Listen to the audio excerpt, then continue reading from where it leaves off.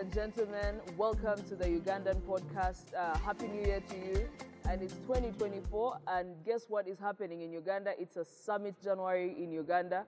We shall be having the NonAllied Movement Summit and the Third South Summit, all happening here in Uganda. Right now, as we speak, we are at the freshest and state-of-the-art convention center right here in Munyonyo. And guess the guest I have? Don't guess. I'm going to just bring him straight to you. We have Ambassador Adonia Ayebare. He is also the permanent representative of Uganda to the UN. Ambassador, you're welcome to the Ugandan podcast. Thank you for having me. Yeah. How do you feel that we have reached this far in the summit organization? Before we get into what the summit is about, how has the journey been? The journey has been fun and hard work at the same time. Yes. But I'm really excited we are where we are. Yeah. You know, when we started, less than a year ago, it was not clear where we're going to be today. Yes. But with teamwork, everybody has worked hard, and we are here with a brand new convention center, with a not brand new airport, but with a new facelift of the airport, refurbished airport. Yeah, and a new I'm really excited. Yes. As you can see, we are all in high gear, and the summit should be happening anytime soon. My name is Brandy Valentine Azire. I'm a communication officer with the Ministry of ICT and National Guidance. And Ambassador Adonia has given us great leadership alongside Ms. Lucy Nachobe, who is the head of public service and secretary to cabinet. Ambassador, I understand you have been the deputy CEO. And what is the NonAllied movement about? The NonAllied movement is about many things. Yes. It's about countries, yes, who are member states, but also those who are observers and international organizations, but mostly 120 member states. Member countries belong to NAM. And we will leave Kampala with 121. Yes. South Sudan will be joining. Oh, that's nice. So we are excited about that. It was the only African country that was not a member of NAM. Okay. That they are joining now. We are a complete African family in the NonAllied movement. Yeah. I understand that, so the summit is going to happen from 15th to 20th January? No. The NonAllied movement. The NonAllied movement, we'll have 3 meetings in NonAllied movement. Correct. Okay. 15th, 16th is senior officials. All right. And 17th to 18th is ministers of foreign affairs. Yes. Then 19th to 20th is heads of state summit. We understand the ministers, we know the heads of state. Who are the senior officials? Who are the people who fall in this category? Me. Yeah. People like me, small people. Eh? Yeah. We are senior officials, but we are the ones who make things happen. Yes. We are the ones who negotiate documents, who come up with, final outcome documents, communiques, political declaration. We do it. Yes. Those are the senior officials. Okay. So this is the 19th. No, 15th and 16th. No, 15th and 16th, but we're having the 19th NAM summit. Yeah, 19th NAM summit. And the 18th was in? Was in Baku, Azerbaijan. Azerbaijan. Beautiful city and beautiful country. Okay.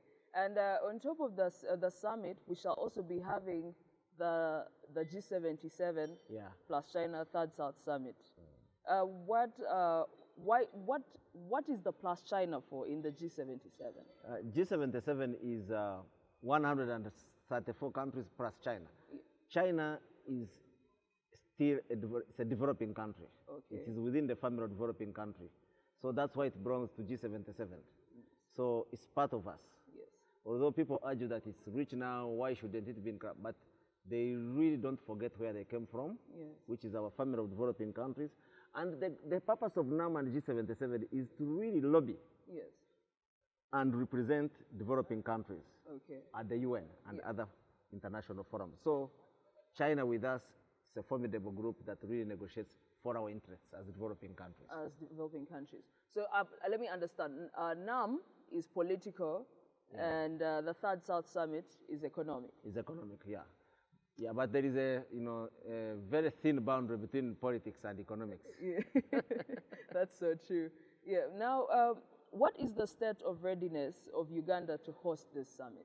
Because we have different heads of state, different ministers from all over the world. I don't know if you're going to tell us who is coming, who we should expect, but what is the state of readiness of the nation? You've been with us throughout, huh? Yes. I think we are really ready. Yeah. We are ready to really host these meetings. Huh? Yeah. I think we are more than ready.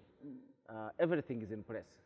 Correct. To receive our visitors. Yeah. Venue is ready, accommodation is ready, food is ready, transport is ready. So we are ready. We have peace and security. Everything is ready. Yeah. Also, I have been, Ambassador keeps saying I've been part of them. I've been part of the ICT, Media and Publicity Committee. And that's why we're bringing you this podcast right on time so that you can know that Uganda is ready to host. And then we shall also have a follow-up one when we have it, when the summit is complete. Now, Ambassador, what are the benefits that Uganda stands to gain from hosting this summit? I mean, the benefits, diplomatic engagements like this are difficult to measure. Yeah. But the benefits are really immense, intangible. Uganda will be leading the entire global south, developing countries. Yes. So we can leverage that in many ways, in terms of giving the country a good image. We can diplomatic dividend that is really not easy to measure, but can really get results for this country. Look at the countries that are invited. They are not really poor. Yeah. They are rich countries, but they are developing countries. Yes. We can learn from them technology transfer, talk about technology transfer, talk about financing, yes, and everything. And the private sector can also take advantage of it. Okay. As you know, we have a business forum. That will be happening in Kampala, as well, Hotel. on the yes. sidelines of NAM. Yes. And countries that are participating are members of NAM, the chambers of commerce, the investment authorities. Yes. They are all from NAM member countries that are at different levels of development. Yes. And the most interesting thing, G77 and NAM, the way it is based on solidarity. Yes. With each other. Yes. Yeah. Okay. I understand that is fantastic, and I can't wait for us as a nation to yield, because our population, about 60%, are young people, yes, and the future is bright and it keeps growing. But I want to ask this question actually. Under what circumstances did Uganda get to host 2 summits at the same time? You want me to reveal the secret? Yes. I will. Because I was involved, yes, in lobbying for these 2 summits. Yes. And, it was really fate and luck. Yeah. We had planned to host the G7, the Third South Summit earlier, but at the same time we were bidding for NAM. Yes. So COVID came and we couldn't host the summit, the Third South Summit. Yes. Then NAM also were endorsed in 2019. So what happened was, after COVID, then we have 2 organizations that we are going to chair and host meetings. So we decided let's host them back to back. But no country has ever been as lucky as we are. The 2. Uganda is truly the motherland, the pearl of Africa. Our luck comes in abundance. I mean, our climate, our food, and all that. Which brings me to my next question. Ambassador, if someone watching you and listening to you on this podcast who is not Ugandan and is coming for the summit, what foods would you want them to try on your list? Legendary matoke. Matoke. You have to eat matoke. You have to eat peanuts. Vinyebwa, yes. You have to do that. The groundnuts, because the peanut is the swashton. Yeah. Exactly. Yes. Those 2. Yes. And then local chicken, not muzungu chicken. Local chicken. Local chicken has nice soup. Absolutely. Do that. And then for breakfast, take African tea with mandazi. With mandazi. Yeah. Then you will be fine. Yeah. Yeah, you should try you should try the items that are on ambassador's list. I personally would like them to try the posho with some beans, and also posho and beans have always been. It reminds me of my high school, huh? Boarding school. Yes, but also fish and groundnuts is tasty. But also moving to the next topic, the next question actually.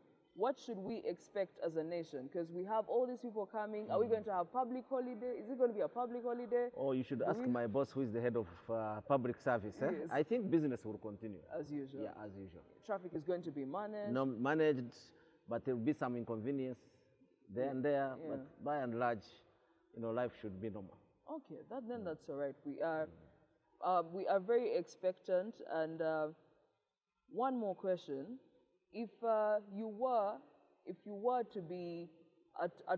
had friends who were coming to the summit again, what places would you recommend them to visit? Top 3 places. In Uganda? Yes, please. Makshan Falls. Yes. Number 1. Makshan Falls. Makshan Falls is my favorite. Yes. And then, of course, Kampala. Yes. You know, go to Makerere University and see the Harvard of Africa. Yes. During my time and earlier times. Did you go to Makerere University? I went to Makerere University. Ah, nice. 4 years. Yeah. Mascom. I did Mascom as well, but at the Uganda Christian University. Oh, yeah, you missed. You should have done it in Makerere. I will try my master's. So, Kampala, visit Makerere. Yeah. Visit a little bit of Wandegea. Wandegea. Get the local flavor. Yeah. And then, you know, if you are a luxurious type, go to Serena Hotel. And yeah, and just relax. And, relax. Yeah, but also in Wandegea, it was the rotating chicken bus for the local vibe and everything, and that was nice. In 2021, Uganda, the Ministry of ICT launched, branded Uganda as Africa's innovation powerhouse. With all these people coming into the country, how does this translate into investment in different realms of digitization and so much more? And digitization is really a big issue we are dealing with at the UN. Yeah. And next year when Uganda is chairing G77, I think these countries that are coming here are advanced in IT, and they are developing countries. You know, look at what, for example, a country like Vietnam has been able to achieve. Yes. You know, look at China. Yes. Look at even Kenya. I think even our neighbors, Rwanda, we can really learn from each other. And I think, I hope at the business forum, there is a panel about digitalization. About digitalization, yeah. Because that's where the private sector can have space. Yeah. But in our outcome documents, we have emphasized at the highest political level that we need really to promote innovation that has development outcomes.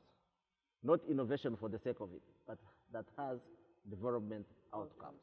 Okay, so as you innovate, you should be able to create jobs, you should be able to monetize and upscale. That is actually very nice.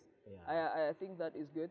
We're doing digitization as a ministry has been so good, and passing it across government, it has been really nice. And also we have been using it during our preparations, and we hope to have it as we go forward. The young people of this nation, what would you say to them as we prepare to be chairman for the next 3 years?